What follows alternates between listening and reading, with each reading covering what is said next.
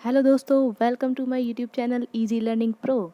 जैसा कि हमने अपनी एक यात्रा की जो शुरुआत की थी यूपी टेट के लिए, उसका ये अगला चरण है। अगली वीडियो आपके सामने मैं लेके आई हूँ हिंदी भाषा से संबंधित। मैंने सभी चीज़ों को इसमें कवर करने की कोशिश की है। जितने भी महत्वपूर्ण तथ्य थे, फैक्ट थे, वो सभी मैंने इसमें रखे हैं। मुझे नहीं लगता इससे बाहर कुछ भी इस टॉपिक पर आएगा। तो आगे बढ़ने से पहले एक रिक्वेस्ट है, प्लीज़ चैनल को लाइक, सब्सक्राइब और शेयर ज़रूर कर दीजिएगा। बेल आइकन को दबा लीजिएगा जिससे आपको मेरी अगली वीडियो का नोटिफिकेशन मिल जाए।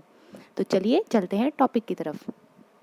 हिंदी भाषा को वियोगात्मक या विश्लिष्ट भाषा भी कहा जाता है। ये भारोपीय भाषा परिवार की भाषा है। जैसा कि मैंने आपको बताया था, भारत में 4 भाषा परिवार हैं, उनमें सबसे पहला है भारोपीय। तो यह भारोपीय भाषा परिवार की ही भाषा है। और हिंदी भाषा की जननी किसे माना जाता है? संस्कृत को। संस्कृत से हिंदी भाषा का जन्म हुआ है। हिंदी की उत्पत्ति का क्रम क्या है? सबसे पहले संस्कृत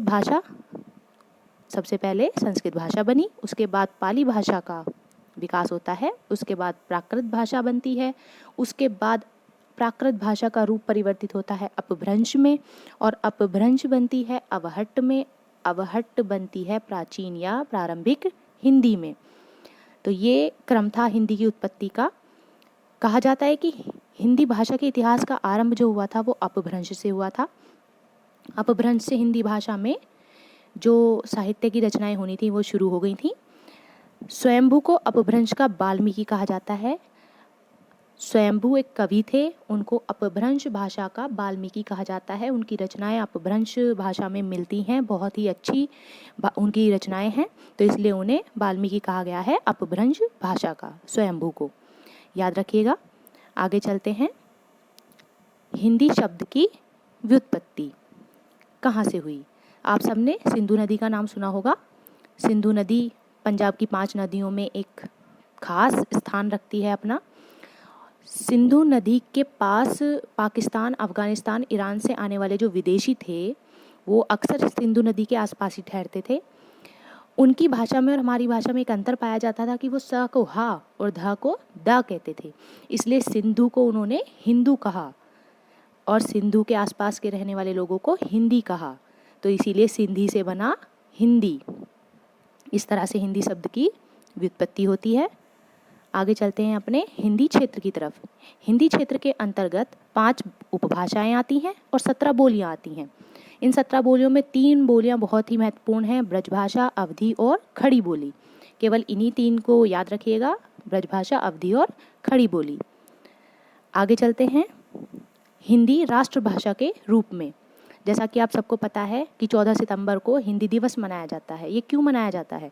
14 सितंबर 1949 को संविधान सभा द्वारा हिंदी को राजभाषा के रूप में स्वीकार किया गया था। हमारी संविधान सभा ने 14 सितंबर 1949 को हिंदी को एक राजभाषा का दर्जा दिया था। संविधान के अनुच्छेद 343 में हिंदी राजभाषा के रूप में वर्णित है। आगे चलते हैं कुछ महत्वपूर्ण तथ्यों की तरफ। ये बहुत ही इंपॉर्टेंट तथ्य हैं, इन्हें बहुत ही अच्छे से समझिएगा और याद कीजिएगा। पहला, जॉर्ज ग्रियर्सन ने हिंदी को आम बोलचाल की महाभाषा कहा। ये बहुत इंपॉर्टेंट है, मोस्ट इम्पॉर्टेंट है ये फैक्ट। ये बहुत पूछा जाता है कि आम बोलचाल की महाभाषा किसने कहा था हिंदी को? तो जॉर्ज ग्रियर्सन ने हिंदी को आम बोलचाल की भाषा कहा। दूसरा, हिंदी विश्व में तीसरे नंबर की सबसे बड़ी भाषा है। पहले नंबर पे चीनी, दूसरे नंबर पे अंग्रेजी और तीसरे नंबर पर हिंदी आती है। थर्ड, अंतर्राष्ट्रीय मातृभाषा दिवस कब मनाया जाता है? 21 फरवरी को। नागालैंड और मिजोरम हमारे भारत के 2 ऐसे राज्य हैं जहाँ की राजभाषा अंग्रेजी है। केंद्रीय अंग्रेजी व हिंदी भाषा संस्थान कहाँ है? हैदराबाद में। हिंदी का प्रथम ज्ञानपीठ पुरस्कार किसे मिला? सुमित्रा नंदन पंत को। कौन सी रचना के लिए? चिदंबरा के लिए। ये क्वेश्चन पूछा गया था सुपर टेट 2019 में। राजभाषा संबंधी प्रावधान कौन से अनुच्छेद में दिए गए हैं? संविधान के अनुच्छेद 343 से 351 में। 343 से 351 में क्या दिया गया है? राजभाषा संबंधी प्रावधान, यानी हमारी हिंदी राजभाषा से संबंधी जो भी प्रावधान हैं वो सभी 343 से 351 में पाए जाते हैं अनुच्छेद में। हिंदी को राजभाषा बनाने का प्रस्ताव किसने रखा था? गोपाल स्वामी अयंगर ने। वर्ष 1955 में एक राजभाषा आयोग का गठन किया गया जिसके अध्यक्ष थे बीजी खेर। 1955 में एक राजभाषा आयोग का गठन किया गया जिसके अध्यक्ष थे बीजी खेर। देवनागरी लिपि को लोकनागरी लिपि भी कहते हैं। देवनागरी लिपि को लोकनागरी लिपि भी कहते हैं। भाषा के आधार पर भारत में बनने वाला प्रथम राज्य आंध्र प्रदेश था। साधारणतया भारत में राज्य कभी भी भाषा के आधार पर नहीं बनते हैं, भौगोलिक क्षेत्र के आधार पर बनते हैं, लेकिन पहला भाषा के आधार पर बनने वाला राज्य आंध्र प्रदेश था। 1956 में इसे बनाया गया था। आगे चलते हैं। 8वीं अनुसूची। ये 8वीं अनुसूची क्या है? संविधान में 12 अनुसूचियां हैं, उनमें से एक 8वीं अनुसूची है। 8वीं अनुसूची में 22 भाषाओं का वर्णन किया गया है। 22 भाषाएं बताई गई हैं, लेकिन संविधान के निर्माण के समय शुरुआत में केवल 18 भाषाएं थीं।